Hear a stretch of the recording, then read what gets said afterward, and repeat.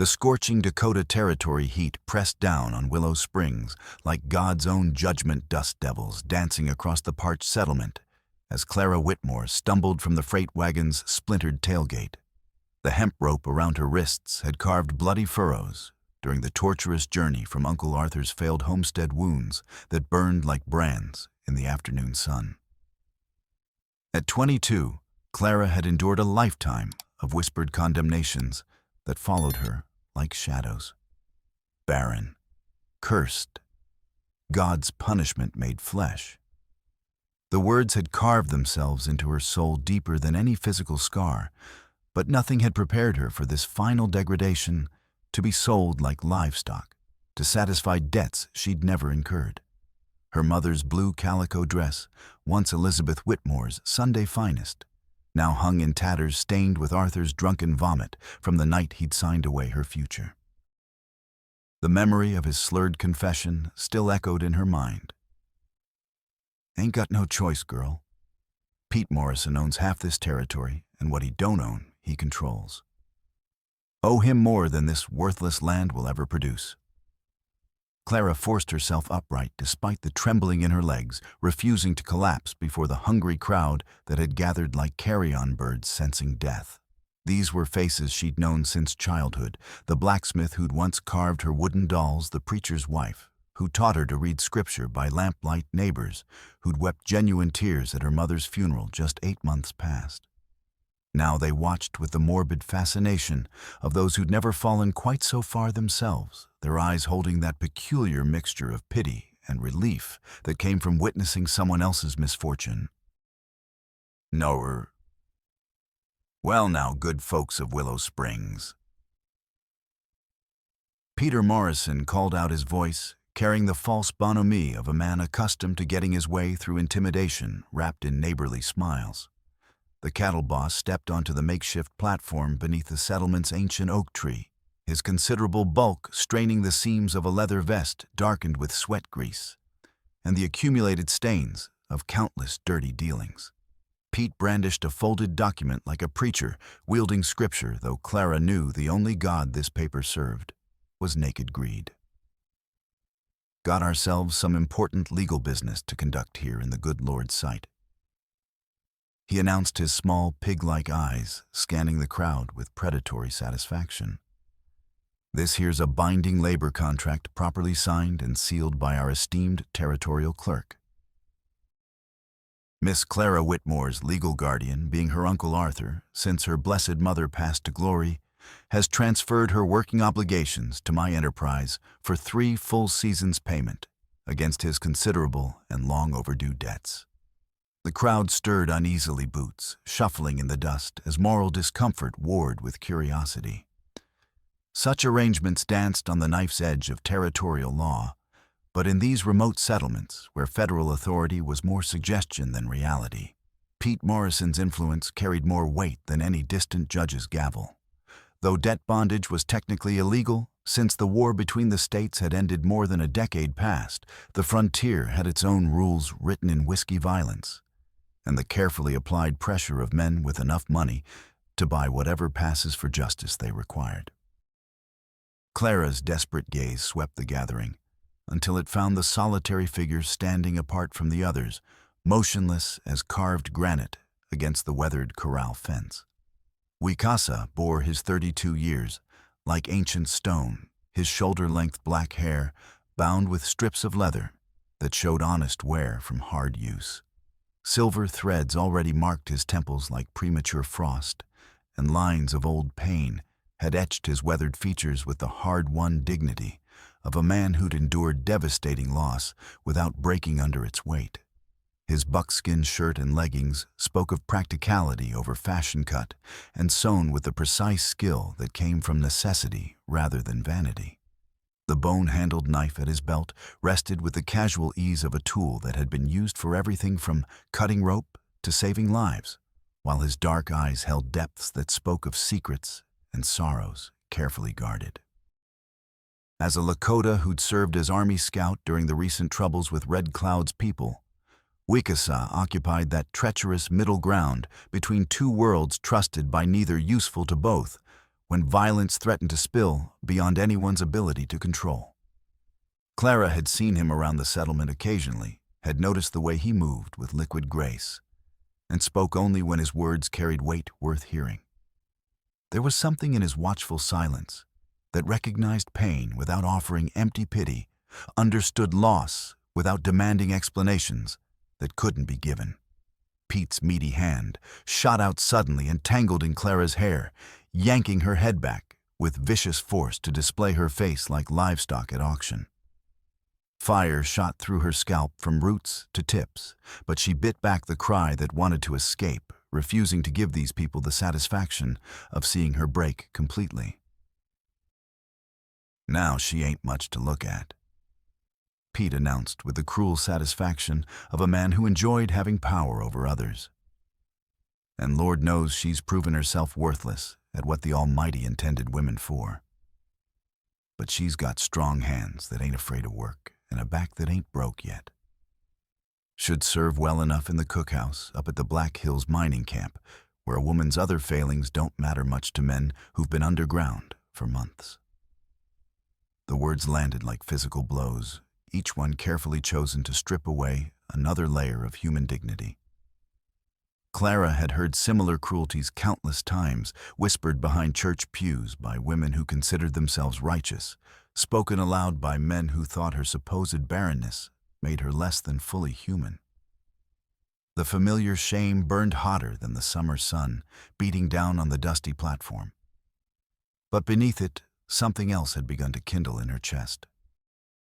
Something that felt dangerously like the kind of rage that could burn down the world if given enough fuel. "Let her stand." The words cut through the oppressive afternoon heat with quiet authority that somehow carried more weight than Pete's bombastic declarations. Every head in the crowd turned toward the man who'd spoken conversations dying mid-sentence, as attention focused with laser intensity on the solitary figure by the corral.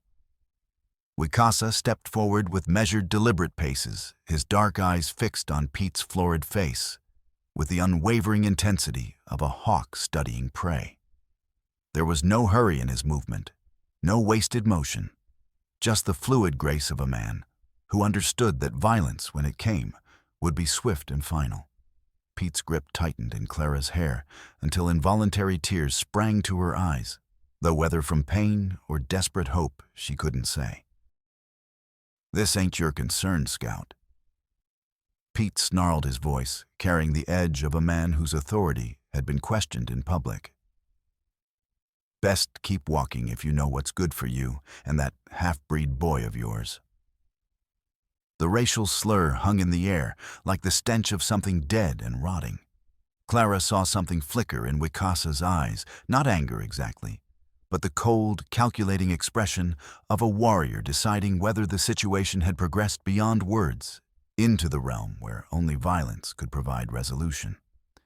When he spoke again, his voice retained that same quiet authority, but underneath it lurked something infinitely more dangerous. "Let her stand." Pete's face darkened like thunderclouds, building on the western horizon, his grip shifting from Clara's hair to the gun butt at his hip. "You threatening me, Red Man boys, looks like we got ourselves a situation that needs some resolving." Two figures materialized from the crowd, with the smooth efficiency of predators responding to a pack leader's call. Joseph Rusty Joe Kellerman and Anton Hatchet Harry Voss, both bearing the distinctive scars and dead eyes of men who'd made killing their profession and found they had a talent for it. Rusty Joe raised a Spencer carbine with practiced ease, the distinctive metallic click of the lever action being worked, echoing through the sudden silence, like the sound of doom being loaded one cartridge at a time. Wicasa moved with the fluid grace that spoke of warrior training begun in childhood, positioning himself between Clara and the rifle's black muzzle with movements so smooth they seemed choreographed. His hand remained carefully clear of his knife handle, but every line of his body radiated coiled readiness, like heat from forge-heated steel. "Step away from the woman." Pete released Clara's hair and shoved her backward with such violence that she stumbled and nearly fell catching herself on the platform's rough boards as blood filled her mouth from where she'd bitten her tongue. Only pure, stubborn pride kept her upright, as she fought to maintain some shred of dignity in the face of complete powerlessness. "You want to die for this worthless piece of—" Pete began his voice, rising to the bellow he used when intimidating smaller men. The rifle shot cracked like divine thunder, splitting the afternoon sky. Clara's scream joined the general chaos as the bullet meant for Wikasa's heart instead seared through his shirt sleeve when he knocked the carbine's barrel aside with inhuman speed. His right fist connected with Rusty Joe's jaw with the wet, meaty sound of breaking bone, sending the gunman sprawling backward into the dust with blood streaming from his shattered mouth. Pandemonium erupted like all the demons of hell breaking loose at once. Townspeople scattered in every direction, shouting warnings and curses as they dove for whatever cover they could find. A cavalry horse tied to the hitching post reared in blind panic, its iron shoes striking sparks from the wooden rail as it fought against leather that held it captive in the midst of violence. The big stallion in the corral, spooked by gunfire and the sudden explosion of human chaos, crashed through the fence boards, with a thunderous splintering of pine that sent deadly splinters flying through the air like wooden shrapnel.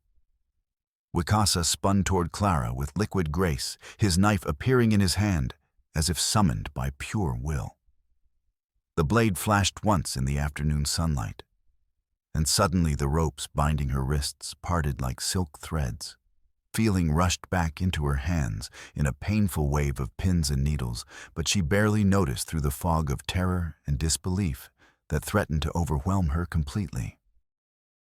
"Move!" he commanded, his strong hand closing around her arm as he pulled her toward the thick stand of cattail reeds that grew along the spring at the settlement's eastern edge. His grip was firm but not painful, protective, rather than controlling the first gentle touch she'd felt from any man in longer than she could remember. Clara's legs felt like water threatening to dump her in the dirt at any moment. But raw fear drove her forward with desperate energy she didn't know she possessed. Behind them, Pete's voice rose in a bellow of rage and shouted orders that promised swift and bloody retribution. A second gunshot cracked through the air, the bullet whining off a fence post, close enough to shower them with splinters of wood and the sharp smell of gunpowder. Her foot caught in the torn hem of her mother's dress, and she stumbled, certain she was about to fall and be trampled or shot before she could take another step. But Wikasa's arm locked under hers with steel-cable strength, taking her full weight without breaking stride or showing any sign of strain. For one crystalline moment, their eyes met his dark and grimly determined hers, wide with terror, and something that might have been the first fragile stirring of hope she'd felt in months. "Can you ride?" he asked as they reached the concealing embrace of the reeds, his voice urgent but not panicked. "Yes," she gasped, though her voice shook like leaves in a prairie storm. He whistled sharply, a sound like a hunting hawk's cry, and a paint horse materialized from deeper in the brush where it had been ground-tied with the patience that came from perfect training, in one fluid motion that spoke of countless repetitions under conditions far worse than these. Wikasa lifted Clara onto the animal's broad back and swung up behind her, settling into the saddle with the easy grace of a man born to horseback. His arms came around her as he took the reins, enveloping her in warmth and the oddly comforting sense of leather wood smoke, and something indefinably masculine that made her feel safer than she had in months. The horse responded to subtle pressure from his knees, moving from standstill to gallop in heartbeats as more shouts and gunshots erupted behind them. "Hold tight," he murmured against her ear, his breath warm on her skin as they plunged into the creek with a tremendous splash that sent water cascading in all directions. They rode hard across the endless prairie, the horse's hooves drumming a rhythm that seemed to match Clara's hammering heartbeat. Miles passed in a blur of grass and sky, and the constant thunder of pursuit that gradually faded behind them as Wikasa's mount proved its superior conditioning, and his intimate knowledge of the terrain gave them advantages their pursuers couldn't match. Only when the lights of Willow Springs had disappeared completely behind a series of rolling ridges did they slow to a ground-eating lope, then finally to a walk as the moon rose silver and full over the vast emptiness that stretched to every horizon. Clara's heart gradually stopped its frantic hammering, but she remained acutely aware of the man behind her.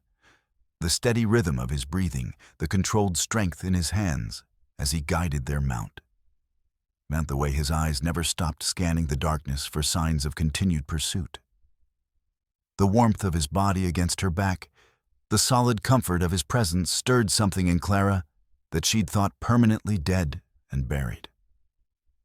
It had been so long since anyone had touched her with anything other than disgust or casual violence that she'd forgotten what gentleness felt like, what it meant to be protected rather than merely tolerated.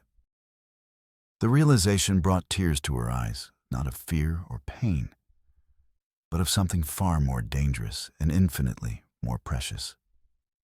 Something that felt like hope reborn from ashes she'd thought cold forever. "Where are we going?" She finally whispered, her voice barely audible over the soft sound of hooves on prairie grass. "Somewhere safe," came the simple reply, but the words carried a weight of promise that made her chest tight with unnamed emotions she'd thought herself incapable of feeling. The moon was riding high and bright when they reached their destination, a half-built cabin frame situated on a natural rise above the meandering course of Willow Creek. The structure consisted of carefully fitted corner posts and solid floor joists surrounding a meticulously constructed hearth of river stones, but it lacked the walls and roof that would make it truly habitable. Nearby, a canvas lean-to, sheltered beneath the spreading branches of an ancient cottonwood, provided more immediate accommodation, its sides glowing softly in the moonlight, like a beacon of civilization in the wilderness. As Wicasa helped her down from the horse with the same gentle strength he'd shown throughout their escape, Clara's legs nearly betrayed her completely. The events of the evening crashed over her in successive waves, the humiliation of the platform, the terror of gunfire, and now this impossible rescue by a man who owed her nothing, but had risked everything anyway.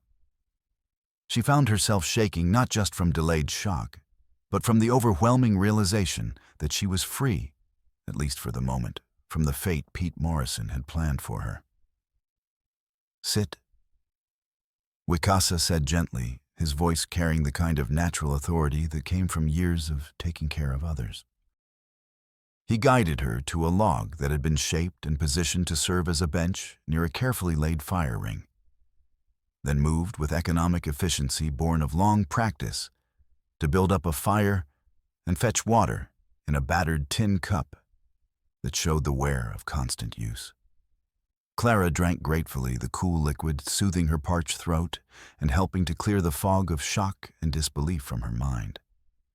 In the growing firelight, she found herself studying her rescuer with new attention to detail. Lines of weariness and old grief marked his weathered features like a map of sorrows endured and overcome, while his movements around their simple camp showed a careful respect for her space, protective but not presumptuous, ready to help, but not demanding gratitude she might not be ready to give. The silence between them stretched comfortably, rather than awkwardly, filled with the soft sounds of prairie night, the distant call of a coyote, the rustle of wind through grass, the quiet crackle of seasoned wood burning clean and bright. Clara found herself cataloging details almost unconsciously, the way his hands moved with unconscious grace as he tended the fire, the careful precision with which he arranged their makeshift camp, and the alertness that never quite left his posture, even in apparent safety. This was a man accustomed to danger, she realized, but also one who took care of others as naturally as breathing. There was something in his quiet competence that spoke of profound loneliness, held carefully in check, of responsibilities shouldered without complaint, despite their crushing weight. "Why?" she asked suddenly, her voice barely above a whisper, in the vast silence of the prairie night. Why did you help me? You don't even know me. Wicasa was quiet for a long moment, using a stick worn smooth by handling to adjust the fire's burning logs. When he finally spoke, his words carried the weight of old pain that had been examined, accepted, and transformed into something approaching wisdom. My wife died 2 years ago. He said simply, his voice steady despite the grief that still lived in every syllable. Fever took her in the deep winter when the snow was too thick for the army doctor to reach us, and my own knowledge of healing wasn't enough to save her. Before Ayanna passed to the spirit world, she made me promise to build a proper house for our son. A real house with walls that would keep out the wind and a good roof that wouldn't leak when the rains came. He gestured toward the cabin frame with one calloused hand, and Clara could see in his expression both pride in what he'd accomplished and sorrow for the woman who would never see it completed. She sounds like she was a remarkable woman, Clara said softly, meaning every word. She was the strongest person I've ever known, Wicasa replied, and his smile held equal measures of love and loss. Could make a feast from scraps that other people would throw to the dogs, could calm a child's fever with herbs. She gathered herself, could make our son laugh even when times were hardest and hope seemed furthest away. His voice grew softer with memory, and Clara felt her heart ache in sympathy for the depth of his grief. I see her in his smile, sometimes hear her laughter when he plays. It makes the loneliness bearable, but it also reminds me every day of how much we both lost when she left us. And the house? Clara asked gently, though she suspected she already knew the answer. Something shifted in his expression, not quite bitterness, but a weary acceptance of life's cruel ironies that spoke of disappointments too numerous to count. Hard to raise a boy alone, especially when you stand between two worlds and belong fully to neither. Townfolk. They tolerate me because I scouted for the army during the troubles with Red Cloud's people, helped keep the peace when violence threatened to destroy everything decent folks had worked to build. But tolerance isn't acceptance, and my son Shyla needs more than I can give him by myself. He needs to learn both ways of being in this world, needs to understand that strength comes in many forms. As if summoned by the sound of his name, carried on the night wind, a small figure emerged from the lean-to, rubbing sleep from his eyes with the back of one small hand.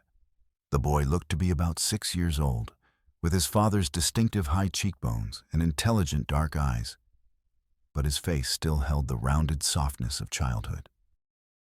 He wore a careful mixture of traditional Lakota clothing and settler garb buckskin leggings that had been sewn with obvious care, paired with a cotton shirt that was several sizes too large for his slight frame. 8? The boy asked, using the Lakota word for father, as he looked with natural curiosity between his father and the strange woman who sat by their fire. His voice carried the liquid syllables of his mother tongue without self-consciousness, though Clara could hear that he was equally comfortable in English.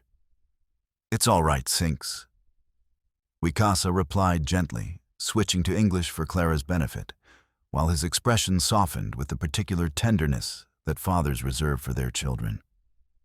"This is Clara. She'll be staying with us for a while until we can figure out what comes next." The boy Shyla studied Clara with the frank, unguarded curiosity of childhood, his gaze taking in her torn dress, her rope-burned wrists, and the exhaustion that must have been written clearly on her face. But instead of the suspicious wariness she might have expected from a child who'd learned early that the world could be a dangerous place, she saw only genuine concern. "Are you hurt?" he asked, his English carrying only the faintest trace of an accent, as he noticed the angry red marks the ropes had left on her wrists. "Papa has medicine that helps when things hurt." "A little," Clara admitted, surprised by the immediate kindness in his young voice. In her experience, children usually reflected their parents' attitudes, and she'd grown accustomed to suspicious stares and whispered comments about her supposed failures as a woman. But this child looked at her with simple, human sympathy, as if her pain mattered to him despite the fact that they were complete strangers. "But I think I'll be fine." The simple acceptance in his voice, the unconscious assumption that of course she would stay and be cared for, made something warm bloom in Clara's chest, for the first time in longer than she could remember. When had anyone last looked at her without judgment, without the weight of whispered gossip and social condemnation? When had she last felt welcomed rather than merely tolerated? Wikasa had been watching this exchange with obvious interest, and something in his expression suggested that his son's ready acceptance meant more to him than he might have been willing to admit aloud. Now he stood and began unpacking supplies from saddlebags that showed the careful maintenance of a man who understood that his gear might mean the difference between life and death. "You should rest," he told Clara, his voice carrying the gentle authority of someone accustomed to taking care of others' needs before his own. "Tomorrow will bring its own troubles, and you'll need all your strength to face whatever comes next." He handed her a blanket wool that had been woven with obvious skill, well worn but meticulously clean, and their fingers brushed as she took it from him. The brief contact sent an unexpected jolt of warmth through her, not the fear or revulsion she'd learned to associate with men's touch, but something infinitely more complicated and dangerous. When their eyes met over the simple exchange, Clara saw something in his dark gaze that made her breath catch in her throat. Recognition, perhaps, or understanding. The look of one wounded soul acknowledging another across the vast distance that pain could create between people. "Thank you," she said, and the words carried far more weight than such simple courtesy should have borne. They were inadequate for what he had done, for the risk he had taken, for the possibility of safety he had offered when she'd been certain her story was ending in the worst possible way. He nodded once, a gesture that managed to convey both acknowledgement and dismissal of her gratitude, then moved to bank the fire for the night, with the practiced efficiency of a man who'd spent countless solitary evenings perfecting such routines. "Sleep now. We'll figure out what comes next when morning brings clearer light to see by." But Clara found herself lying awake long after Wikasa and his son had settled into their own bedrolls, staring up at the vast canopy of stars that seemed close enough to touch in the crystal-clear prairie air. Her mind churned with questions and possibilities, fears and tentative hopes that she hardly dared acknowledge even to herself. What kind of future awaited a woman with no family willing to claim her, no home to return to? No prospects beyond 3 seasons of bondage to a man who saw her as nothing more than property to be used and discarded. Yet for the first time in longer than she cared to remember, Clara felt something other than the crushing weight of despair.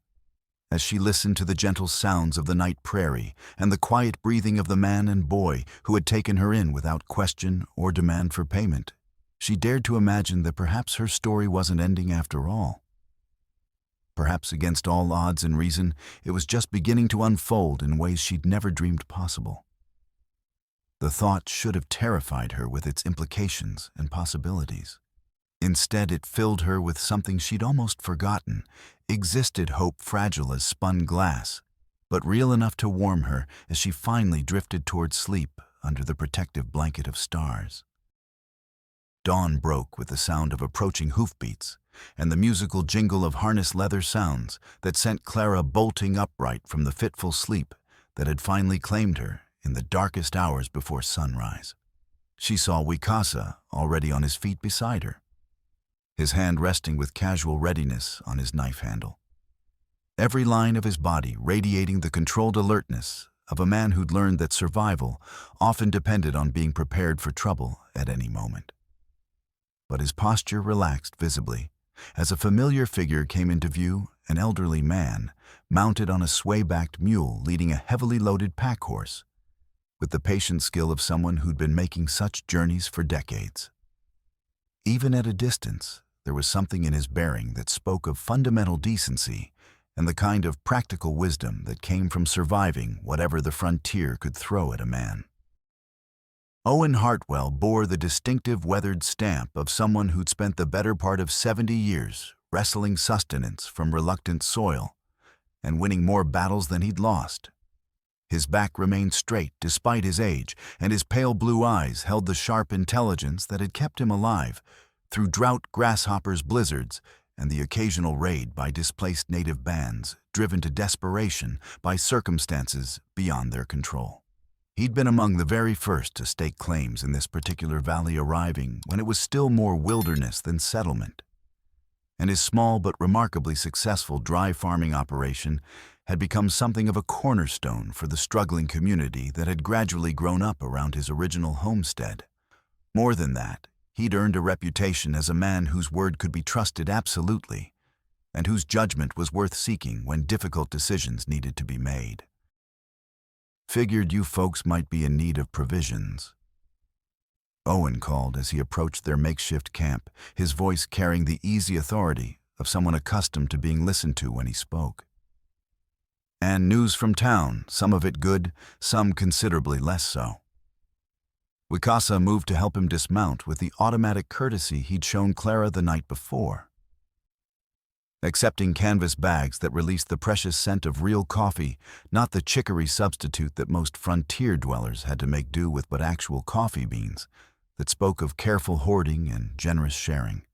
Along with the coffee came hardtack that looked recently baked salt pork that hadn't been over long in the barrel, and other supplies that represented genuine prosperity by frontier standards.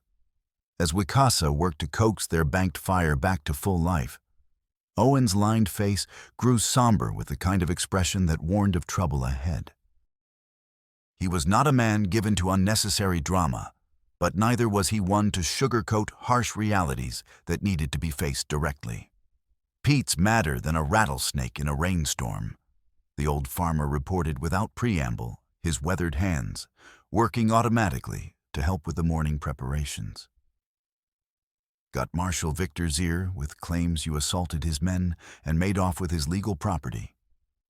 Been ranting half the night about how he won't stand for being defied by some jumped-up scout and his red hide, if you'll pardon the expression.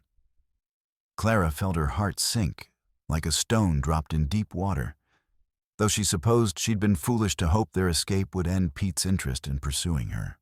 Men like Pete Morrison didn't simply accept defiance and move on to easier targets. Their authority depended too much on the fear that came from swift and brutal retaliation against anyone who dared oppose them.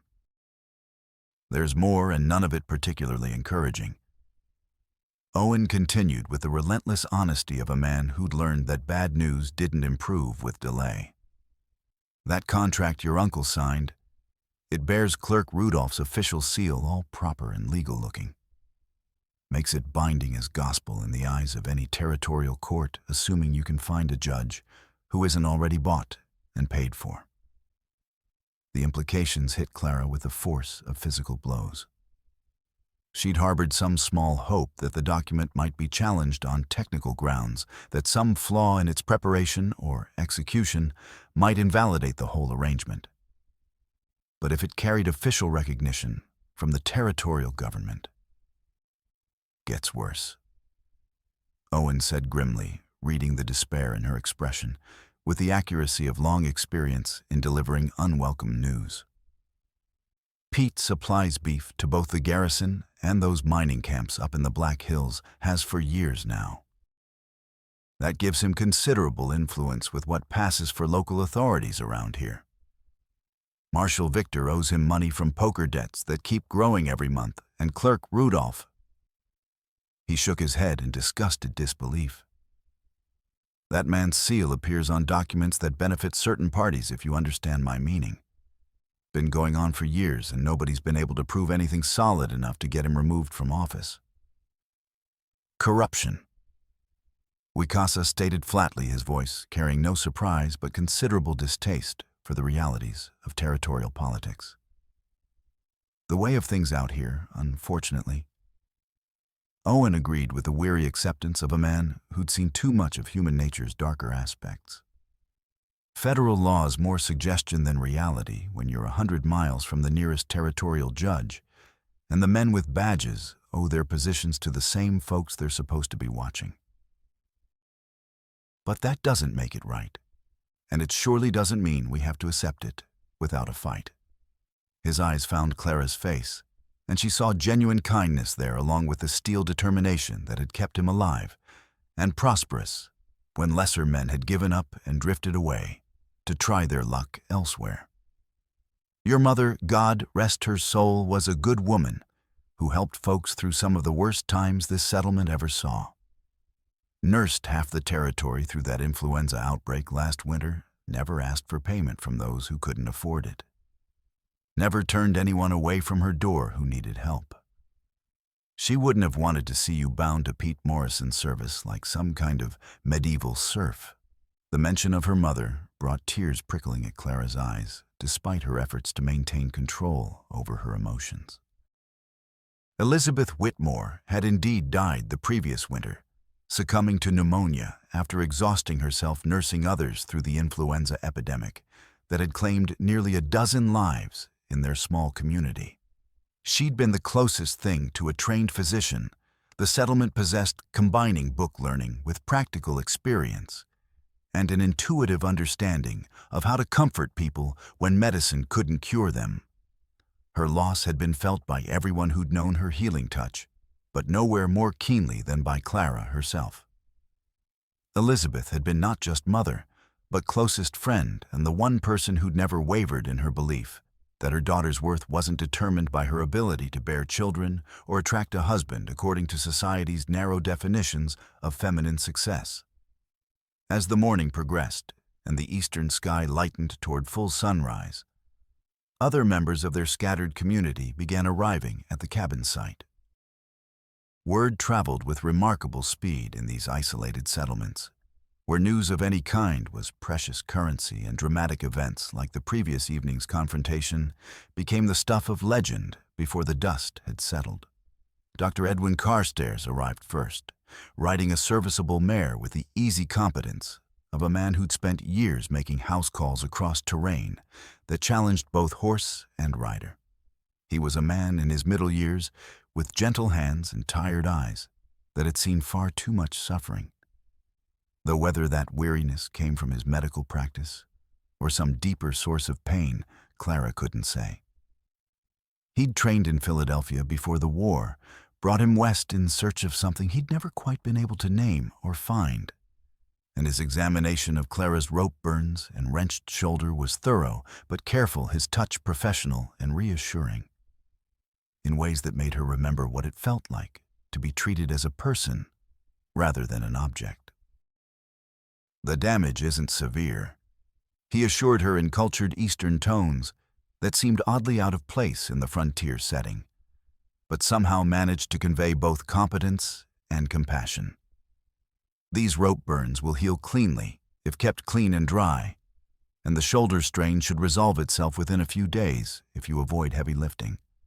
But you'll want to be careful. Infections can be dangerous out here, far from proper medical facilities.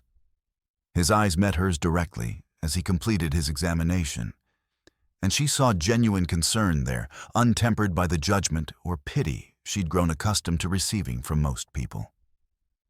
I want you to know that there are those in town who don't approve of what happened yesterday evening. Pete Morrison may have considerable influence in certain quarters, but he doesn't speak for everyone who calls Willow Springs home. The doctor's words brought a measure of comfort, though Clara could see the worry lines around his eyes. A man in his position, dependent on the goodwill of the entire community for his livelihood, was taking considerable risk by even being here, much less offering open support to someone who defied one of the territory's most powerful men. Miss Beatrice Thornton arrived shortly after the doctor's departure, her approach announced by the determined clip-clop of a well-trained mare and the rustle of properly starched petticoats that spoke of Eastern refinement transplanted to Western soil. The schoolteacher was a woman of 35 who'd come west from Boston under circumstances she'd never fully explained to anyone, bringing with her the refined manners of a former governess and an iron will that had been cleverly disguised beneath layers of genteel courtesy that could disarm the most suspicious frontier dweller. "I've brought some necessities," she announced without preamble, dismounting with the practiced efficiency of someone who'd learned to be self-sufficient in all things. From her saddlebags emerged a wicker basket that seemed to contain half a general store's inventory. Fresh bread that was still warm from the oven preserves, put up with obvious care, and a clean dress that looked as though it might actually fit Clara's slender frame. But the basket held more than food and clothing. Bandages that had been rolled with surgical precision salve that smelled of herbs Clara couldn't identify, and other medical supplies that spoke of someone who'd learned to prepare for emergencies without relying on others for help. I also wanted to discuss young Shyla's education. Dexter, Miss Thornton continued, turning to address the boy, directly with the same respect she would have shown any adult. The simple courtesy of treating a child as a person worthy of consideration rather than property to be managed spoke volumes about her character. "Would you like to attend school with the other children?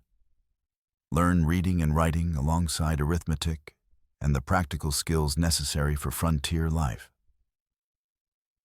Shyla stepped forward with the grave politeness his father had taught him. But Clara could see uncertainty flickering in his dark eyes, like candlelight in a drafty room. Mixed-blood children often faced hostility in frontier schools, where prejudices ran deep and the adults' hatred could poison even the youngest minds. Wikasa's expression showed he was carefully weighing potential benefits against very real risks that could leave his son scarred in ways that might never heal. "He's a bright boy," Clara said unexpectedly, the words emerging before she'd consciously decided to speak them. She'd been watching Shyla since her arrival, noting how quickly he grasped adult conversations and the intelligent questions he asked about everything around him. He deserves the same opportunities as any child, regardless of his heritage. Miss Thornton's smile was warm with genuine approval, while the expression of someone who'd found an unexpected ally in an important cause. "My thoughts exactly. I've found that children's prejudices are usually learned from their parents rather than arising naturally. Given proper guidance and a firm hand when necessary, most young ones are quite willing to accept their peers regardless of heritage or background." She knelt down to bring herself to Shyla's eye level, her voice taking on the particular tone that the best teachers used when addressing their students. "What do you say, young man? Would you like to learn letters and numbers, along with the other skills your father teaches you?" Shyla looked to his father for guidance, and Clara saw a moment of silent communication pass between them, and the kind of wordless understanding that develops between people who've depended on each other for survival. Finally, the boy nodded with the seriousness that childhood can bring to momentous decisions. "I would like that," he said simply. "Papa says learning is like gathering arrows for hunting. You never know when you might need them, but when you do, you'll be glad you took the time to make them properly." The final visitor of the morning was Lucas Morrison, no relation to Pete, despite the unfortunate shared surname that had caused him considerable embarrassment over the years. He was a quiet man of 40, who farmed a section of Owen's land as a sharecropper, paying his rent through labor and a percentage of crops rather than cash money that was always scarce on the frontier. Lucas spoke little, but listened with the intense concentration of someone who'd learned that other people's words often contained information crucial to survival. When he did offer opinions, they carried the weight of careful consideration and practical experience that made them worth hearing, regardless of how briefly they might be expressed. "Water rights," he said suddenly during a lull in the conversation, his words dropping into the silence with the impact of stones thrown into still water. "Pete's been asking questions around the territorial office, making inquiries about filing claims on creek frontage throughout the valley. Been going on for months now, though most folks haven't paid much attention to what it might mean. Every head turned toward him with sharp attention, and Clara felt a cold finger of premonition trace down her spine as the implications began to sink in. What kind of questions? Owen asked, his weathered face showing the concern of a man who understood that water was life itself in this harsh country. The kind that suggest he's got plans for more than just your little spread here. Lucas replied, his voice carrying the flat certainty of someone reporting facts rather than speculation. Good water's worth more than gold in this territory, especially with all the mining operations expanding up in the Black Hills. Your cabin sits right on the finest spring for 50 miles in any direction, with creek frontage that could support irrigation for hundreds of acres, if a man had the capital to develop it properly. It was an observation that would prove far more significant than any of them realized at the time, though Clara felt her stomach clench with the sudden understanding that Pete Morrison's interest in her might go far beyond simple revenge for public defiance. If he wanted the land itself. The morning wore on, with more visitors arriving to offer support supplies or simply to satisfy their curiosity about the woman who'd defied Pete Morrison and lived to tell about it. By the time the sun reached its zenith, Clara found herself at the center of what amounted to an impromptu town meeting with representatives from every major family in the valley gathered around the half-built cabin to discuss what should be done about the situation. But it was during the afternoon, as the visitors gradually departed with promises of support and warnings to be careful, that Clara found herself working alongside Wicasa and Shyla on the cabin construction for the first time. She had no experience with such labor beyond the most basic farm work, but her hands were willing and her back was strong from years of doing whatever needed to be done to keep body and soul together. When Wicasa showed her how to strip bark from the lodgepole pines he'd felled and seasoned over the winter months, she applied herself to the task with the fierce determination of a woman who'd found something worth fighting for. The work was harder than it looked, and the bark clung stubbornly to the wood beneath, and her soft hands began to blister almost immediately from the unfamiliar friction of the tools. But there was something deeply satisfying about the rhythm of the labor, the way each piece of bark that came free revealed the clean, pale wood underneath. More than that, there was the growing realization that she was helping to build something permanent, something that would stand against wind and weather and time itself. For a woman who'd never owned anything more substantial than the clothes on her back, the act of creating shelter felt almost magical in its significance. It was while carrying an armload of the stripped bark to the construction site that disaster nearly struck with the swift inevitability that characterized frontier life. The bank of Willow Creek was treacherous with moss and wet clay that had been left slippery by the previous night's dew, and Clara's foot shot out from under her as she navigated the slope with her awkward burden clutched against her chest. She felt herself falling backward toward the rocky streambed below, certain she was about to crack her skull or break bones they couldn't afford to have injured when medical help was so far away and uncertain. The bark scattered from her arms as she windmilled desperately for balance. And for one terrifying moment, she was certain her rescue had been followed immediately by a different but equally final disaster. Strong arms caught her from behind with reflexes that seemed almost supernatural, pulling her back against a solid chest with such force that her breath whooshed out in a startled gasp. For a frozen heartbeat, they stood locked in that position, his arms around her waist, her back pressed against his front, both breathing hard from the sudden shock of near catastrophe. Clara could feel the rapid beat of his heart against her shoulder blade, could smell the clean, masculine scent of his skin beneath the ever-present odors of wood smoke and leather that clung to everyone who lived by open fires and hard work. Something electric passed between them in that breathless instant, a recognition that went far deeper than mere physical attraction or gratitude for rescue. It felt like two souls suddenly discovering their other half after a lifetime of searching without knowing what they were looking for. The moment stretched between them with the weight of possibilities neither quite dared to name, filled with a tension that had nothing to do with fear and everything to do with the sudden, overwhelming awareness of each other as man and woman, rather than simply rescuer and rescued. Clara found herself noticing details she'd been too shocked to register. Before the strength in the arms that held her so securely, the controlled power in the chest, her back was pressed against the way his breath stirred the hair at the nape of her neck.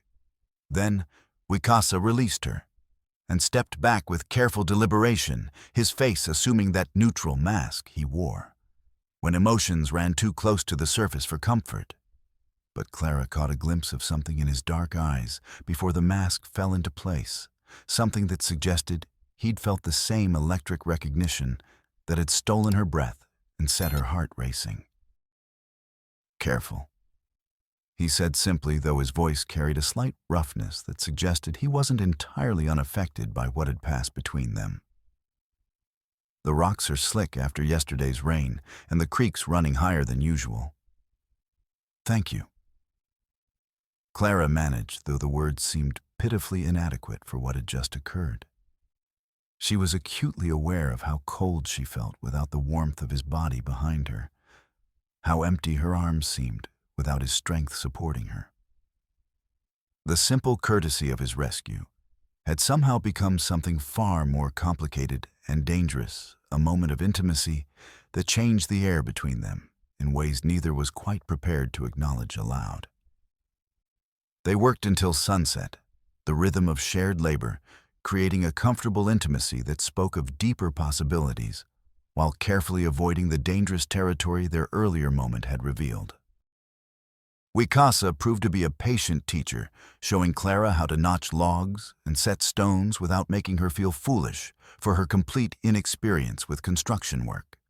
When her soft hands began to blister seriously from the unfamiliar tools, he wrapped them with strips of soft buckskin, his touch gentle but impersonal, though Clara thought she detected a slight tremor in his fingers that suggested the careful distance was costing him some effort to maintain.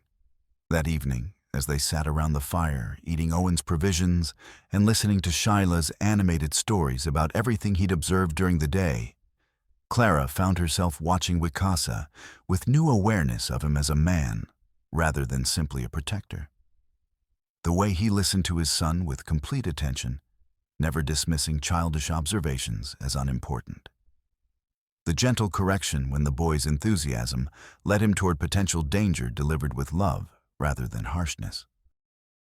The quiet pride that shone in his dark eyes when Shyla demonstrated some new skill or understanding. "Your son is remarkable," she told him as they banked the fire for the night, keeping her voice low to avoid waking the boy who'd finally succumbed to the exhaustion that comes from a day filled with new experiences and excitement. "He's all I have left of her." Wicasa replied softly, his voice carrying the weight of old grief that had been examined, accepted, and transformed into something approaching peace. "Sometimes I see Ayana in his smile, hear her laughter when he plays with those puppies that showed up last week. It makes the loneliness bearable, but it also reminds me every day of how much we both lost when she left us to join the spirit world." He paused, staring into the glowing embers, as if they might contain answers to questions he'd been carrying for 2 years. "Sometimes I wonder if I'm doing right by him, trying to raise him alone when he needs to learn both ways of being in this world. A boy needs more than one parent can provide, especially when that parent stands between cultures and doesn't fully belong to either one." The admission was offered without self-pity or expectation of response, but Clara found herself deeply moved by his honesty and the glimpse it provided into the doubts and fears he carried despite his apparent confidence. After years of being treated as damaged goods by people who considered her worth determined entirely by her ability to bear children, hearing this strong, capable man acknowledge his own vulnerabilities and uncertainties created an intimacy more profound than any physical touch. "She would be proud of the man he's becoming," Clara said with complete sincerity, meaning every word, "and of the father who's raised him with such love and wisdom despite impossible circumstances. You're teaching him things that matter: kindness, courage, the importance of standing up for what's right, even when it's dangerous to do so. Their eyes met across the dying fire, and for a moment the careful distance Wicasa had been maintaining seemed to waver like heat shimmer on summer air. Something passed between them in the golden light, not quite a promise, but an acknowledgement of possibility that made Clara's breath catch in her throat.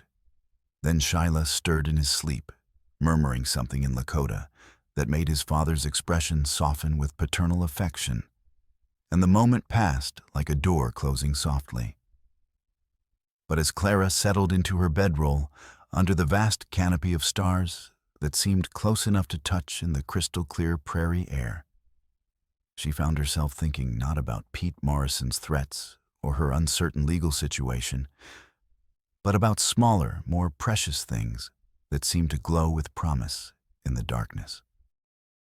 The gentle strength in Wicasa's hands when he'd wrapped her blistered palms. The way his presence made her feel safer than she had in longer than she could remember. The sound of Shyla's laughter and the growing possibility, remote but tantalizing, that she might have found not just refuge, but something that could grow into a real family. The thought should have terrified her with its implications and the vulnerability it would require. Instead, it filled her with a warmth that had nothing to do with the banked fire and everything to do with hope reborn from ashes she'd thought cold forever. The third day brought Uncle Arthur, and with him revelations that would shatter everything Clara thought she understood about her situation and the forces arrayed against her. She heard the hoofbeats long before the rider came into view, and something in their rhythm made her stomach clench with familiar dread. But as the figure crested the ridge overlooking their camp, Clara realized something was different about her uncle's bearing. Arthur Whitmore sat his horse with more purpose than she'd seen from him in months, and even at a distance, there was something in his posture that suggested sobriety and determination, rather than the usual combination of desperation and drink. Arthur had been a different man once before alcohol, and a series of increasingly poor decisions had marked his weathered face with broken veins and bitter lines that spoke of dreams abandoned and promises broken. At 48, he looked considerably older, his reddish hair thin and unkempt, his clothes bearing the accumulated stains of months spent seeking oblivion in the bottom of whiskey bottles. He'd accepted guardianship of Clara with obvious reluctance after her mother's death, treating the responsibility as one more burden in a life already heavy with failures he couldn't bring himself to face directly. But as he drew closer, Clara noticed changes that went beyond simple sobriety. His eyes, while still bloodshot from years of abuse, held a clarity she hadn't seen since before her mother's death. His hands, though trembling slightly with what might have been withdrawal or nerves, gripped the reins with definite purpose, rather than the loose desperation of a man barely hanging on to consciousness. Most surprising of all, he carried himself with something that looked almost like dignity restored. "Clara," he called as he approached their camp, his voice steady in a way that made her automatically look for signs of deception or manipulation. "Need to talk with you, girl. All of you. Got things to say that can't wait for a more convenient time." Wicasa's hand stilled on the log he was positioning for the cabin's foundation, and Clara felt his attention sharpen like a blade being honed to killing edge. His body language suggested readiness for whatever threat Arthur might represent, though his expression remained carefully neutral. "Stay behind me," he murmured quietly, but Clara shook her head with new determination that surprised her with its strength. "He's my uncle," she said, though her voice carried little warmth or trust. "If he has something to say, I need to hear it. But I won't face him alone." Arthur managed to dismount without falling, itself a minor miracle given his usual condition, though the effort clearly cost him considerable concentration. As he stood swaying slightly in the afternoon heat, Clara found herself studying his face with new attention to details she'd stopped noticing during the worst months of his decline.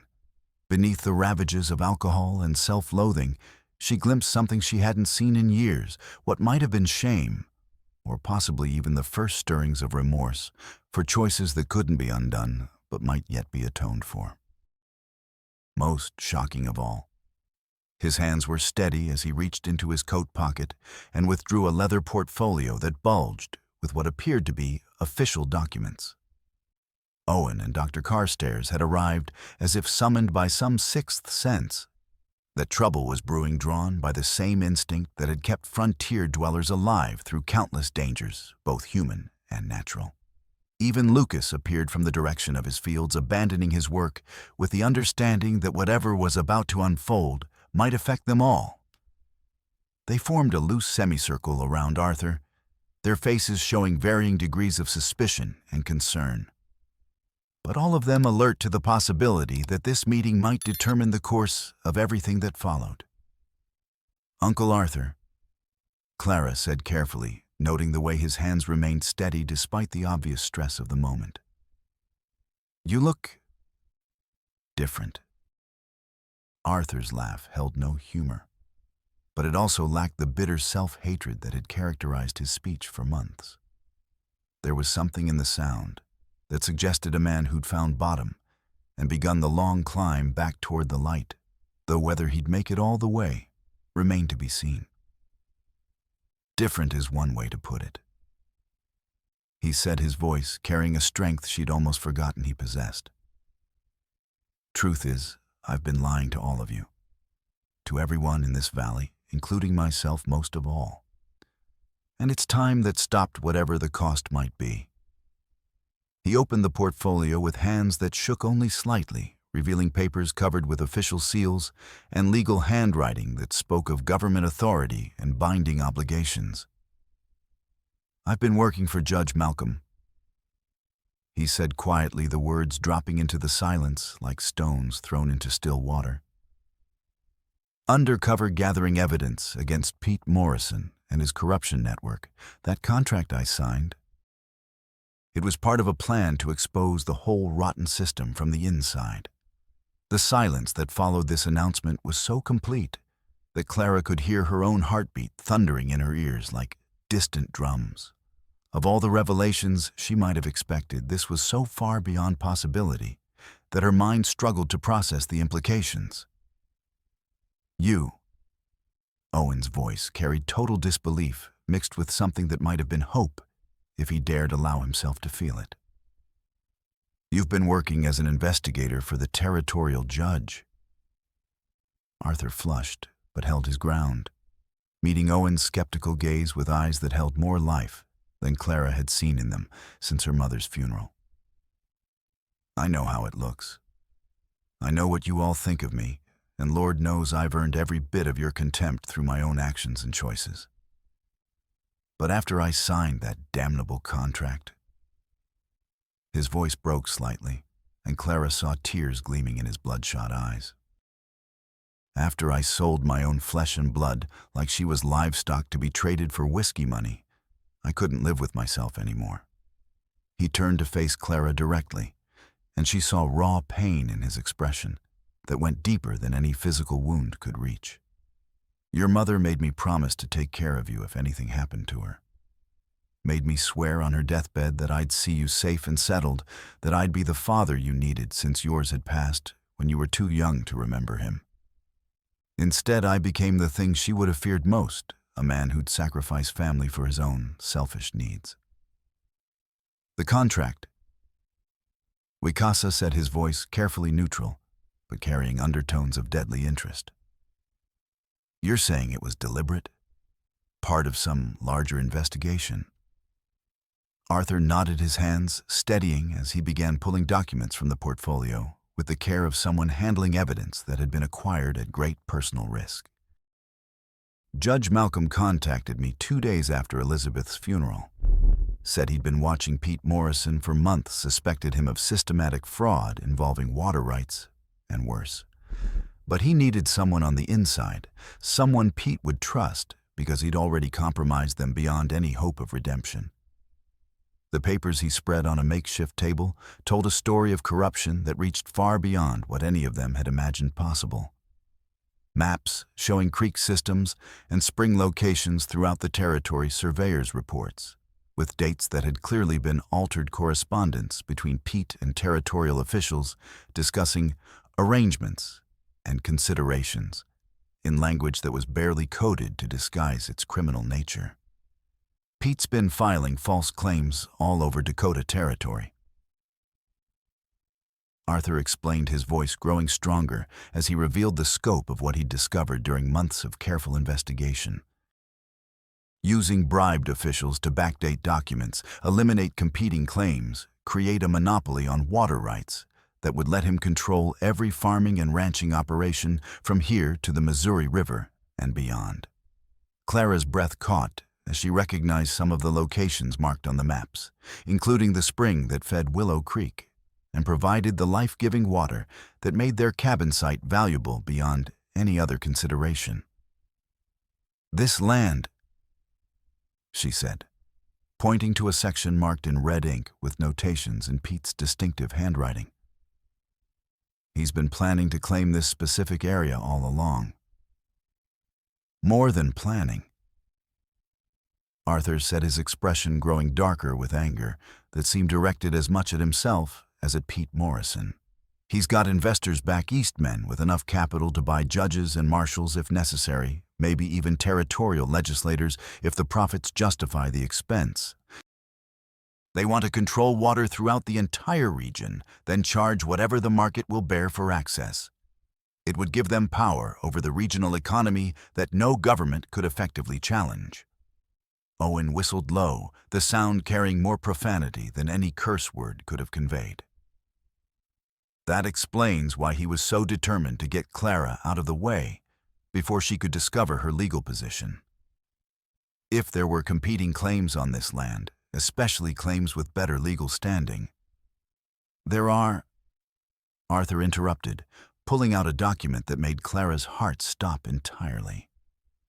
"Your mother filed a homestead claim 2 years ago, Clara. 160 acres, including the spring and most of the creek frontage, properly witnessed and sealed. Dr. Carstairs and Lucas both signed as witnesses when they helped deliver the Henley baby that winter, and your mother mentioned her plans." The world seemed to tilt on its axis as Clara stared at the paper bearing her mother's careful handwriting and official territorial seals that couldn't be counterfeited or falsified. All this time, she thought herself powerless, a burden, dependent on the charity of others for basic survival. But if Arthur was telling the truth, if these documents were genuine, "I own this land," she whispered, hardly daring to believe what her eyes were telling her. "If we can prove your mother's claim was filed first, and that you're the legal heir under territorial law, yes," Arthur said. There was something in his expression that looked almost like pride. "Pete doesn't just want to punish you for escaping his contract or humiliating him in public. He wants this land, and he's willing to do whatever it takes to get it, including murder, if other methods fail. Dr. Carstairs leaned forward to examine the homestead documents, with the careful attention to detail that his medical training had developed. "I remember that day," he said slowly, his voice carrying the weight of someone reconstructing events from memory. "Elizabeth asked me to witness her signature on some legal papers, said she wanted to make sure Clara would have something to build a future on if anything happened to her. I signed without reading the full document. But I remember thinking how foresighted she was being." Lucas nodded his agreement. "She was always thinking ahead, planning for problems that might arise. Said she'd learned from watching other families lose everything when the primary breadwinner died without making proper arrangements. As the implications of her mother's foresight began to sink in, Clara felt a strange mixture of elation and terror that made her hands shake despite her efforts to maintain control. Owning land, especially land with reliable water, would give her independence beyond anything she'd dared imagine. But it also made her a target for forces far more dangerous and ruthless than simple personal revenge. Why now? Wakasa asked, his warrior's instincts clearly troubled by the timing of these revelations. Why reveal all this today, instead of taking it directly to Judge Malcolm? Arthur's face darkened with genuine fear that made him look every one of his 48 years. Because Pete's getting suspicious about my sudden sobriety and my newfound interest in legal matters. Yesterday, one of his men started following me when I rode out to check on some survey markers. I think he's figured out that I'm not the broken-down drunk he thought he owned completely. As if summoned by his words, the sound of multiple horses reached them from the direction of town. Not the measured pace of visitors or the casual approach of neighbors, but the urgent rhythm of riders pushing their mounts hard with some definite purpose in mind. Clara felt ice settle in her stomach as she counted the hoofbeats. At least 8 horses, possibly more, moving fast and with the kind of coordination that suggested military organization rather than casual travel. How many men does Pete have available? Owen asked, already moving toward his rifle with the automatic response of someone who'd survived too many dangerous situations to ignore warning signs. More than we can handle in a straight fight, Arthur replied, stuffing the documents back into his portfolio with hands that had begun to shake again. He's been hiring drifters and gunmen from the mining camps, paying top dollar for anyone willing to do whatever dirty work needs doing. Some of them are army deserters, men who know how to fight and have no scruples about killing civilians. Wakasa was already scanning their defensive position with a tactician's eye, evaluating cover and escape routes, with the speed that came from military training and battlefield experience. The cabin site's too exposed, he said, his voice carrying the calm authority of someone accustomed to making life and death decisions under pressure. If they come in force with any kind of plan, then we make our stand elsewhere, Clara said, surprising herself with the steel in her voice as she looked around at the faces of people who'd risked everything to help her. But I won't run anymore. I won't let him destroy what we've built here or hurt people who've shown me kindness I never deserved.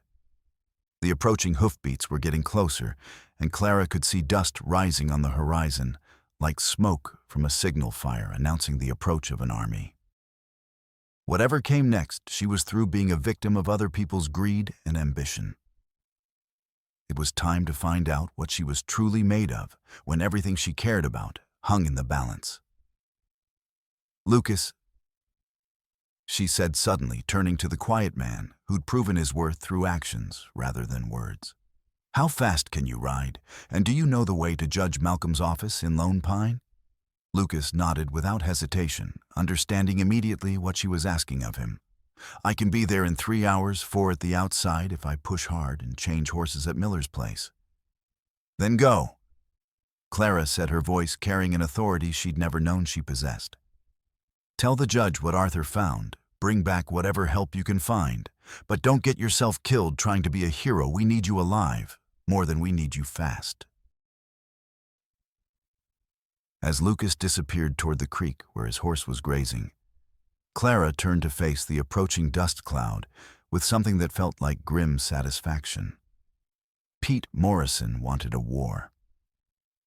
Then by God he'd get one. But this time she wouldn't be fighting alone or empty-handed. This time she had something worth defending and people worth dying for if necessary. The battle for Willow Creek was about to begin, and Clara intended to be ready for whatever Pete Morrison could throw at them. The attack came with the methodical precision of a military operation, but it was the duration and intensity of the siege that would be burned into Clara's memory forever. Pete Morrison's hired guns had positioned themselves with tactical skill that spoke of professional experience surrounding the cabin site in overlapping fields of fire that left no avenue for easy escape. But what made the assault truly terrifying was not its initial violence, but the calculated way it developed into a war of attrition designed to break their will as much as their defenses. Clara found herself crouched behind the stone foundation of their half-built cabin. As the first shots rang out, her Spencer carbine growing slick with sweat in her hands, as muzzle flashes began winking from the cottonwood grove, like deadly fireflies. The sound was overwhelming, the sharp crack of rifle shots, punctuated by the deeper boom of Owen's old Navy Colt, and the distinctive roar of Dr. Carstairs' shotgun, when targets came close enough for its devastating effect. 8 men, maybe 9. Wicasa called from his position near the creek, his voice carrying clearly despite the chaos of gunfire. "They're not rushing us. They're settling in for a long siege." Indeed, as the afternoon wore on, it became clear that Pete's men were following a carefully planned strategy. They maintained constant pressure with harassing fire that kept the defenders pinned down, but they weren't wasting ammunition on wild shots. Instead, they were waiting knowing that time was on their side and that sooner or later their targets would run out of water ammunition or strength. The first casualty came as the sun began its descent toward the western horizon. Owen, attempting to get a better angle on a sniper who'd been making life particularly miserable, exposed himself for just a moment too long. The bullet took him in the thigh, spinning him around and sending him crashing to the ground with a cry of pain and fury. "Owen!" Clara screamed, abandoning her position to crawl to where the old farmer lay clutching his leg. Blood seeped between his fingers, dark and ominous in the fading light. Dr. Carstairs appeared at her side with his medical bag, his hand steady despite the bullets whining overhead. "Through and through," he announced after a quick examination. "Painful but not fatal if we can keep it clean. But he's lost blood and won't be doing much moving around." The loss of Owen's rifle and his knowledge of the terrain was a severe blow, but worse was the psychological effect of seeing someone they all respected, wounded and helpless. Clara could see the doubt beginning to creep into faces that had been resolute just hours before. As full darkness fell, the nature of the siege began to change. Pete's men had brought torches and lanterns, creating a ring of light around their position that made any movement by the defenders visible, while keeping themselves hidden in the shadows beyond. But they also began using fire as a weapon, launching burning arrows and throwing torches into the dry grass around the cabin site. The first fire started small, just a patch of buffalo grass that caught and began to spread with ominous crackling sounds. Clara and Shyla worked frantically to beat it out with wet sacks. But no sooner had they extinguished one blaze than another would spring up elsewhere, forcing them to divide their attention between firefighting and returning gunfire. "They're trying to burn us out systematically." Wicasa observed blood streaming from a graze across his temple, where a bullet had come within inches of taking his life. "Force us into the open, where they can finish us with concentrated fire." But it was Arthur who surprised everyone with both his courage and his tactical thinking. Moving with purpose that spoke of military training long forgotten and recently remembered, he began a systematic counter-campaign that turned the besiegers' own tactics against them. "Fire works both ways," he muttered, preparing a torch of his own. "If they want to play with flames, let's see how they like having their own positions lit up." He launched his improvised fire arrow toward a clump of brush where muzzle flashes had been particularly troublesome. And within moments, the area was blazing with light that revealed 2 of Pete's men scrambling for new cover. Owen's wounded but steady aim sent one of them sprawling, while Wicasa's rifle accounted for the other. The battle settled into a rhythm of violence, punctuated by periods of tense waiting, as both sides conserved ammunition and looked for opportunities. But as the night wore on, the toll began to show on the defenders. Their water was running low, their ammunition was limited, and the constant stress was wearing them down to the point where mistakes became inevitable. It was near midnight when disaster struck in earnest. A well-aimed fire arrow landed on the roof of their lean-to shelter and within minutes, the entire structure was blazing like a bonfire. Worse, the fire spread to their supply cache, destroying food medicine and extra ammunition they couldn't afford to lose. "We can't keep this up much longer," Dr. Carstairs said quietly, his usual composure cracking under the strain. "Owen needs proper medical attention. We're almost out of water, and if they bring up more men—" But Clara found herself thinking not of surrender, but of her mother's words about the importance of fighting for what mattered, regardless of the odds.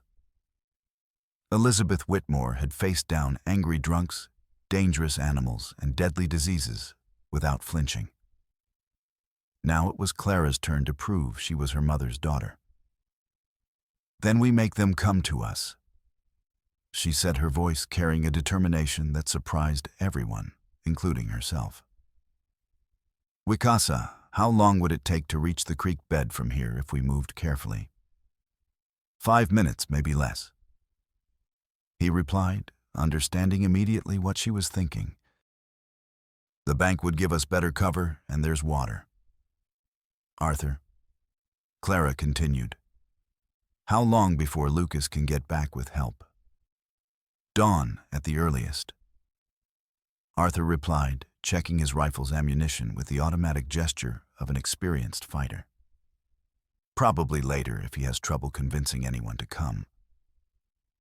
Clara nodded, her mind racing through possibilities and probabilities with a clarity that would have amazed her yesterday. "Then we hold until dawn. Owen, can you make it to the creek if we help you?" The old farmer's grin was weak but determined. "I can make it to hell and back if it means disappointing Pete Morrison one more time." The retreat to the creek bed was accomplished with the kind of desperate precision that comes from knowing failure means death. Moving in pairs with covering fire from those who remained, they managed to get Owen to the relative safety of the creek bank, just as Pete's men realized what was happening and began concentrating their fire on the new position. But the creek bed offered advantages their previous position had lacked. The banks provided natural breastworks, there was water available, and most importantly, the confined space made it much harder for their attackers to surround them completely. "This is better," Wicasa said with satisfaction, settling into a defensive position that commanded the most likely approaches. "They'll have to come at us from the front, and we can see them coming." The battle continued through the long hours before dawn, punctuated by brief firefights when Pete's men attempted to storm their position, and longer periods of tense waiting punctuated by the occasional sniper's bullet. Clara found herself moving between wounded and unwounded with water and encouragement, her presence somehow managing to keep morale from collapsing entirely despite their desperate situation.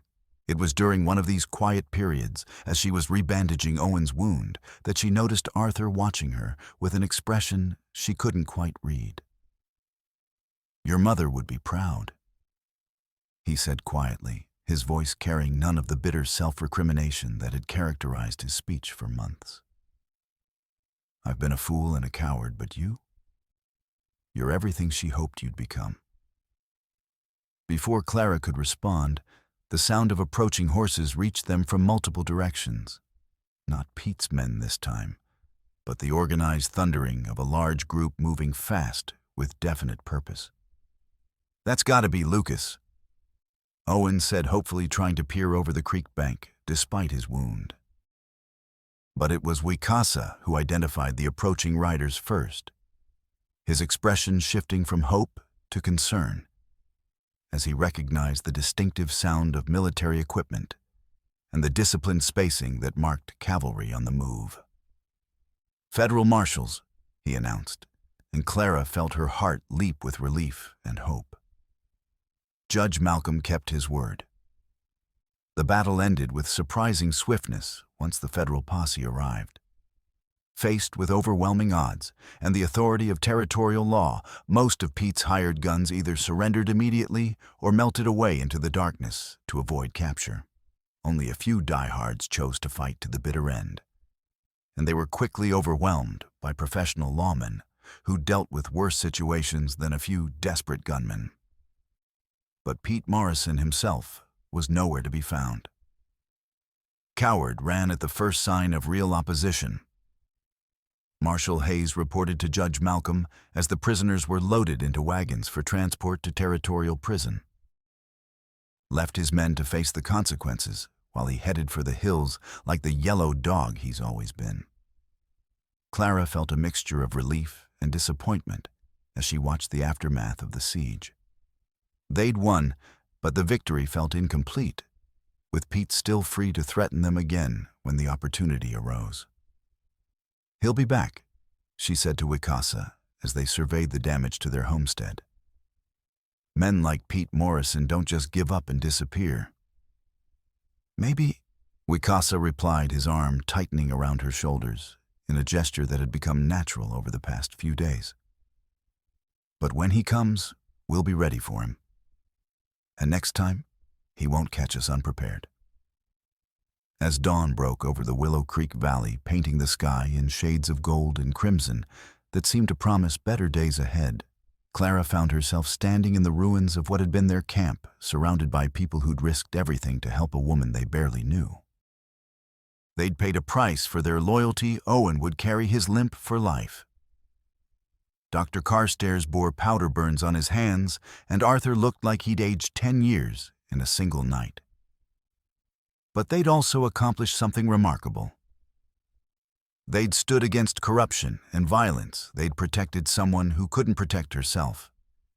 And they'd proven that ordinary people could triumph over seemingly impossible odds when they stood together for what was right. The battle for Willow Creek was over, but Clara knew the real work was just beginning. There was a homestead to rebuild, a community to strengthen, and a future to construct from the ashes of what Pete Morrison had tried to destroy.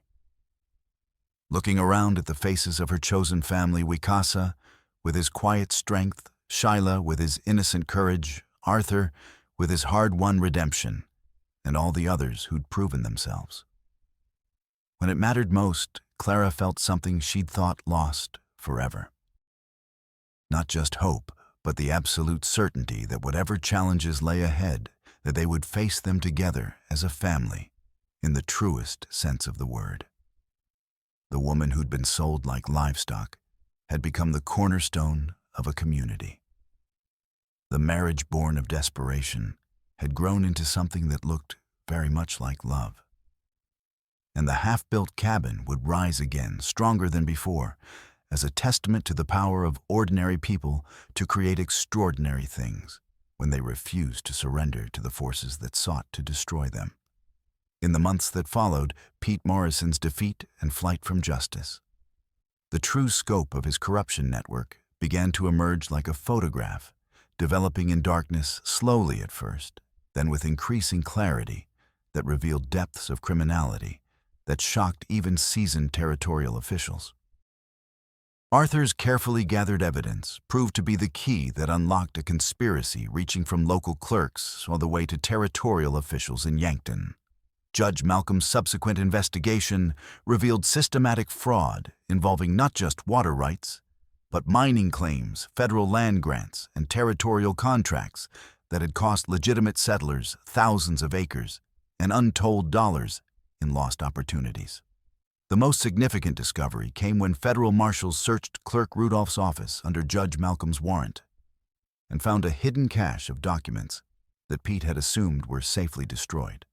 Among them was the original copy of Elizabeth Whitmore's homestead filing, complete with all proper seals, witness signatures, and survey descriptions that left no doubt about its legitimacy. 160 acres of the finest bottomland in the territory, Owen announced with deep satisfaction as they walked the newly established boundaries of Clara's property. His limp from the bullet wound was permanent, but it hadn't diminished his enthusiasm for seeing justice done. Your mother knew exactly what she was doing when she filed this claim. She picked the best water source within 50 miles and land that'll grow anything you put in it. Clara stood on the rise where their rebuilt cabin now commanded a view of the entire valley, watching as Shyla played with a litter of puppies that had been born to a stray dog who'd adopted their growing household. The boys' laughter echoed across the water, a sound that never failed to lift her spirits, no matter how many times she heard it or how many worries pressed on her mind. She knew I'd need it someday, Clara said softly, her voice carrying the weight of understanding that had come through hardship and loss. Even when everyone else thought I was worthless, she believed I had a future worth protecting and the strength to build it if given the chance. The new cabin was considerably larger than the original design, with proper rooms separated by walls instead of hanging blankets and a stone foundation that could withstand anything nature or hostile neighbors might devise. But more than its physical strength, the building represented something symbolic proof that ordinary people could create lasting things if they had the courage to keep building, despite whatever tried to tear them down. Wicasa had insisted on certain modifications during the rebuilding process that reflected hard lessons learned during the siege. Multiple exits provided escape routes if the main door was blocked. Thick walls incorporated strategic firing ports that would make any future attack extremely costly for attackers. The design balanced comfort with defensibility in ways that spoke of a man who'd learned to plan for the worst while hoping for the best. But Clara's favorite feature remained the covered porch that wrapped around 3 sides of the building, providing shaded space where she could sit with her sewing while keeping watch over Shyla's adventures and the gradual expansion of their small community. It was from this vantage point that she observed the steady stream of visitors who came to see the woman who defied Pete Morrison and lived to build something beautiful from the wreckage of his schemes. Some came out of curiosity, others to offer business propositions now that Clara controlled significant water rights that made development possible throughout the valley. But the most meaningful visitors were the families who came simply to express gratitude, farmers who could now irrigate their fields without fear of arbitrary cutoffs, ranchers who could water their herds without paying extortionate fees, and townspeople who no longer lived under the shadow of systematic corruption that had made honest success nearly impossible. Dr. Carstairs had become a regular presence at their dinner table, officially serving as family physician, but actually filling the role of uncle and advisor.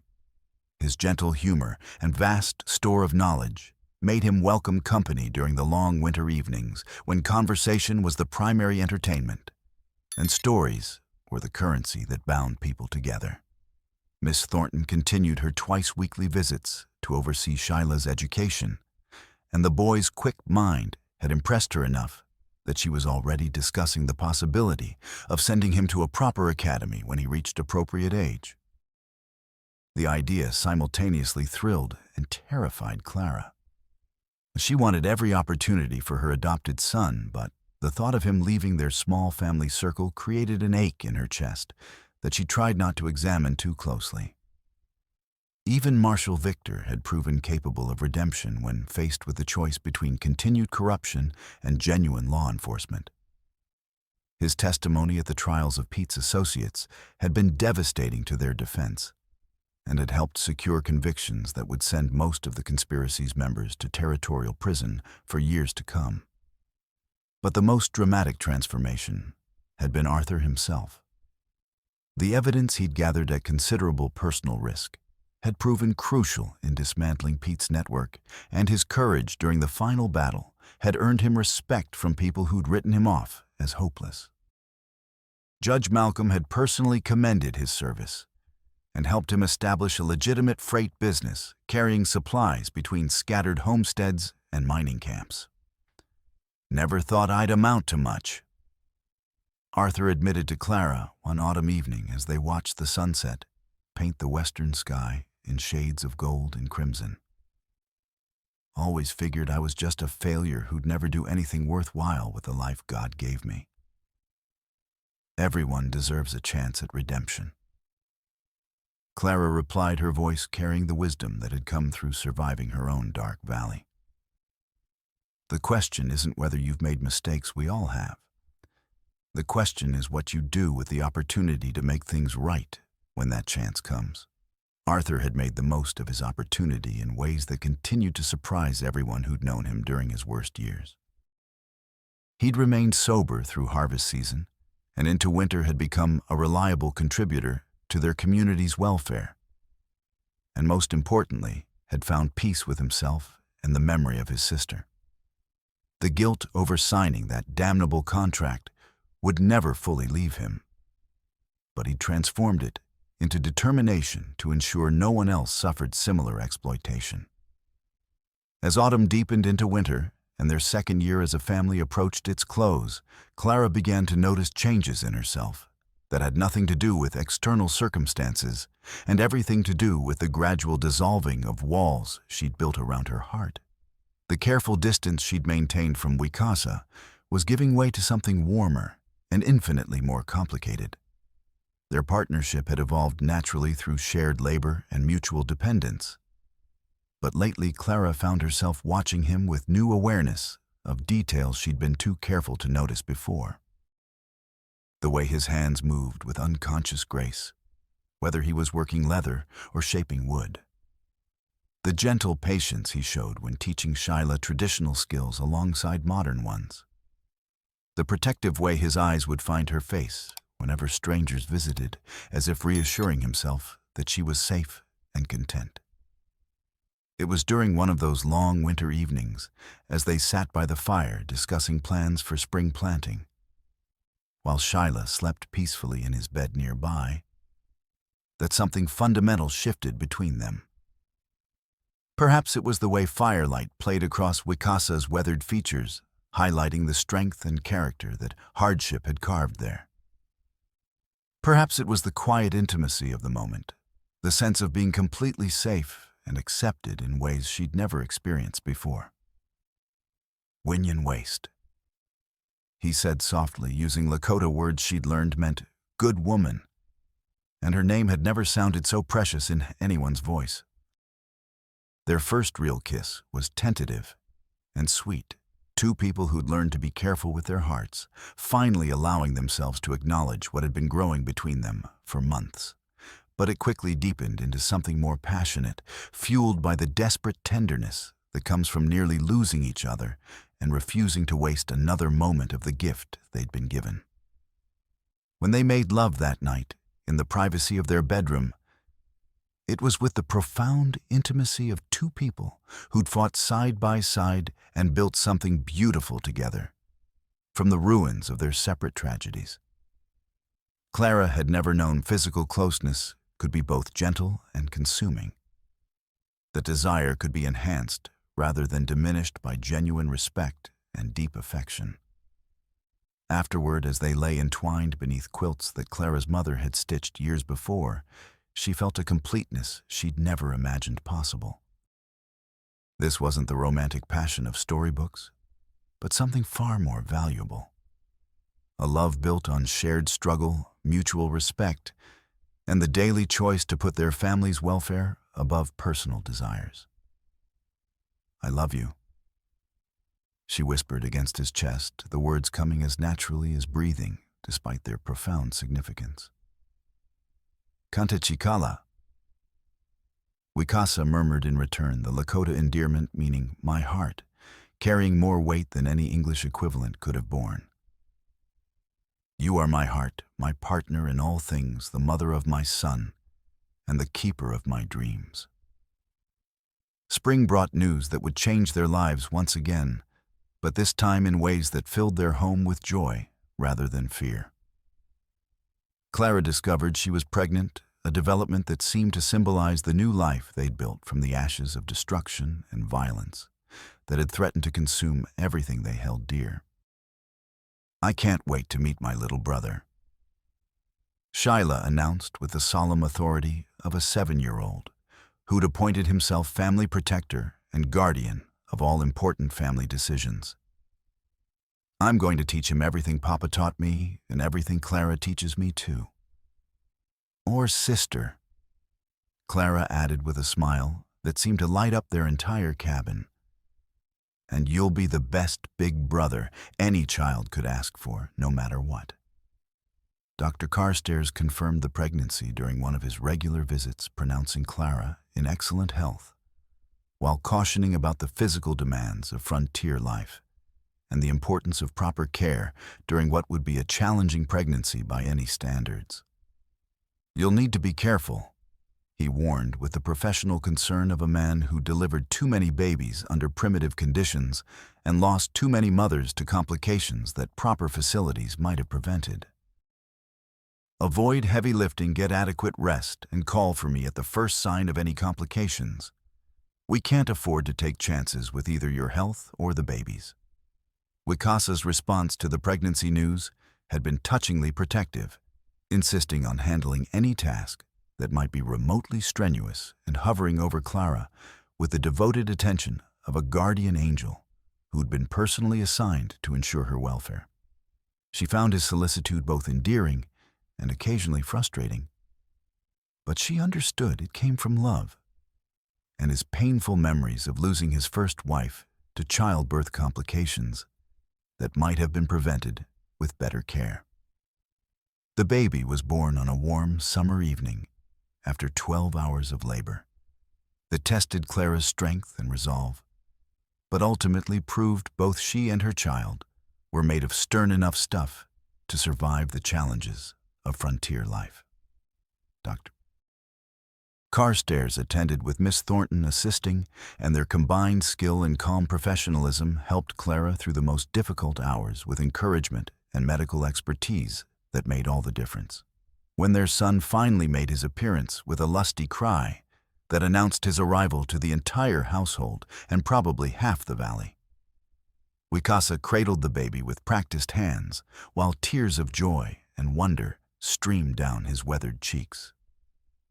"He's perfect," he whispered, his voice thick with emotion as he studied the tiny features that would mature into some unique combination of his parents' characteristics.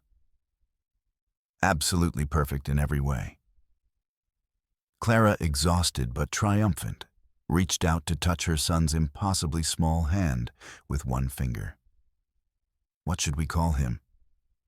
she asked, though she suspected Wikasa had been considering names for months. He was quiet for a moment, clearly weighing options with the gravity he brought to all important family decisions. "Thomas," he said finally. "After your father, so he'll know both sides of his heritage and understand that he belongs to both worlds. Thomas Wikasa." The name felt exactly right, honoring Clara's family while claiming the child as part of the world they'd built together, through love and sacrifice. Baby Thomas would grow up knowing stories from both traditions, learning skills from multiple cultures, and most importantly, understanding that families could be created through choice and commitment just as surely as through blood and biology. As autumn approached and their third year as a complete family began, Clara often found herself on the cabin's porch during the evening hours nursing Thomas while watching the sun set over land that now truly and legally belonged to them. The valley spread below was green and prosperous, watered by the spring that had nearly cost them everything, but had ultimately provided the foundation for building something better than any of them had dared imagine. New homesteaders had moved into the area throughout the year, drawn by the availability of water and the promise of fair treatment from neighbors who understood that community cooperation was essential for everyone's survival and prosperity.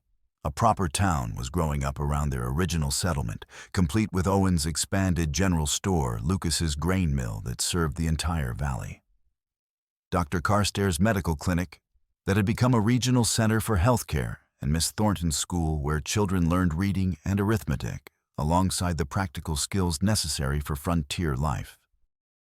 It was during one of these peaceful evening reflections that Wikasa joined Clara on the porch, settling beside her, with the contented sigh of a man who'd found his place in the world and had no desire to be anywhere else. Baby Thomas had fallen asleep at her breast, his tiny face peaceful in the golden light of approaching sunset. "Taku ekanun he asked, using the Lakota phrase that had become their private language for intimate moments when English seemed inadequate for the depth of what they wanted to share. Clara smiled at the familiar question, shifting Thomas to a more comfortable position, while considering how to put her thoughts into words that could capture the magnitude of the changes that had transformed her life so completely. "I was thinking about time," she said finally. "4 years ago, I was a powerless woman facing a life of bondage to a man who saw me as property to be used and discarded. Now," she gestured at the thriving homestead, the growing community, the family they'd built through determination and love that had proved stronger than every force that had tried to destroy them. "Sometimes, I still can't believe this is all real, that we actually managed to build something this beautiful from such terrible beginnings." Wicasa reached over to stroke Thomas's downy head. With one gentle finger, his touch conveying all the protective tenderness that had made him such an extraordinary father to both his children. "It's real," he said with quiet certainty that brooked no argument. "We built it together, fought for it together, earned it together through blood and sweat and tears, and refusing to give up when everything seemed hopeless. No one can take that away from us because we paid the price that makes it truly ours." Clara leaned against her husband's solid shoulder, feeling the deep contentment that came from being exactly where she belonged, with people who loved her. Not despite her supposed failures, but because of the strength and character those struggles had revealed. "I love you," she said simply, the words carrying the weight of everything they'd been through together. "Kantachikala." Wicasa replied, his arm tightening around her as their son slept peacefully between them. "My heart, my partner, my Winotsa, waste the woman who made me whole again and gave me a future worth living." As the first stars began to appear in the darkening sky above their valley, the small family sat together in comfortable silence, each lost in thoughts about the future they would continue to build together. There would be challenges ahead, there always were on the frontier, but they would face them as they had faced everything else, together with love as their foundation and determination as their guide through whatever storms might come. Clara thought about her mother, whose foresight and courage had made all of this possible through a simple homestead claim that had represented far more than legal ownership of land. Elizabeth Whitmore's final gift to her daughter hadn't been acres or water rights, but the foundation for building a future worth having, a future that Clara had claimed through her own strength, her own choices, and her own refusal to accept other people's judgment of her worth. The spring that had nearly cost them everything continued to flow clear and strong, watering crops and dreams in equal measure throughout their valley. And in its endless flow, Clara saw the truth she'd learned through trial and triumph, that hope, like water, always finds a way to sustain life, no matter how barren the ground might seem, as long as people have the courage to keep digging until they reach the source. The woman who'd once been dismissed as useless had become the cornerstone of a thriving community. The marriage born of desperation had blossomed into a love story that would be told for generations. And the half-built cabin had grown into a home filled with laughter, purpose, and the quiet satisfaction that comes from a life lived with courage and integrity, despite impossible odds. It was, Clara reflected, as she tucked her children into their beds and prepared for another peaceful night in the home they'd built together, exactly the life her mother had hoped she would find when she'd filed that homestead claim with such careful foresight. Elizabeth Whitmore's true legacy wasn't land or water rights, but the example of a woman who'd refused to accept limitations others tried to impose, and had instead built something beautiful through faith, determination, and love that transcended every boundary society had tried to establish.